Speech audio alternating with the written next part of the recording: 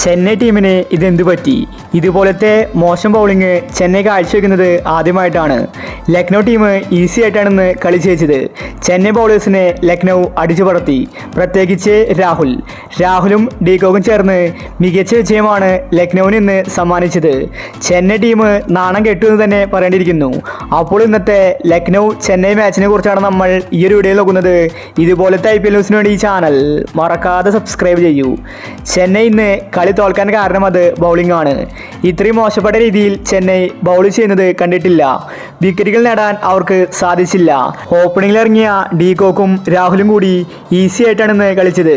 അവർക്ക് യാതൊരു സമ്മർദ്ദവും വന്നിട്ടുണ്ടായിരുന്നില്ല. ധോണി എല്ലാവിധ തന്ത്രങ്ങളും ഇന്ന് പയറ്റി. എന്നിട്ടും അവരുടെ ഒരു വിക്കറ്റ് നേടാൻ സാധിച്ചില്ല. അത്ര മികച്ച കൂട്ടുകെട്ടാണ് ഓപ്പണിംഗിൽ ലക്നൗ ഇന്ന് കാഴ്ചവെച്ചത്. ഡീകോക്കും രാഹുലും നിറഞ്ഞാടി. ചെന്നൈ ടീമിനെ തടയാൻ പോലും സാധിച്ചില്ല. ഇന്ന് CSK ഫസ്റ്റ് ബാറ്റിങ്ങിൽ 176 റൺസാണ് അടിച്ചുകൂടിയത്.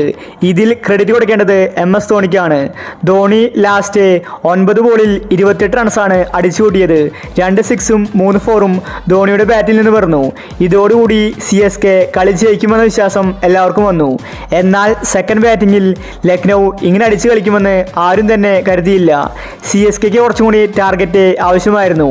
ചെന്നൈയും ലക്നൌവും ഇതേ പിച്ചിലാണ് കളിച്ചിരിക്കുന്നത്. പക്ഷേ ചെന്നൈക്ക് ബാറ്റ് ചെയ്യാൻ സാധിക്കുന്നുണ്ടായിരുന്നില്ല. എന്നാൽ ലക്നൗ ആകട്ടെ ഈസി ആയിട്ട് കളിക്കുന്നുമുണ്ട്. സെക്കൻഡ് ബാറ്റിങ്ങിന് പിച്ച് അനുകൂലമാണ്. അതുകൊണ്ടാണ് ചെന്നൈക്ക് വിക്കറ്റുകൾ ലഭിക്കാഞ്ഞത്. ഇന്നത്തെ തോൽവി ചെന്നൈക്ക് വലിയ ആഘാതമാണ് ഏൽപ്പിച്ചിരിക്കുന്നത്. കാരണം പ്ലേ ഓഫ് അടുത്തിരിക്കുകയാണ്. ഇനി അങ്ങോട്ട് തുടർ വിജയങ്ങൾ ആവശ്യമാണ്. പക്ഷേ CSK ടീം ലക്നൌവിന് മുന്നിൽ മുട്ടുകുത്തി. കുറച്ചും കൂടി ശ്രദ്ധിച്ച് കളിച്ചുവെങ്കിൽ ചെന്നൈക്ക് ഇന്ന് ജയിക്കാമായിരുന്നു.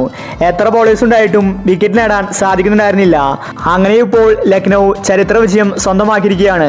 രാഹുൽ ബാറ്റിങ്ങിൽ ഇങ്ങനെ കത്തിക്കയറുമെന്ന് ആരും തന്നെ കരുതിയില്ല. അപ്പോൾ ഇതുപോലത്തെ IPL ന്യൂസിന് വേണ്ടി ഈ ചാനൽ മറക്കാതെ സബ്സ്ക്രൈബ് ചെയ്യൂ.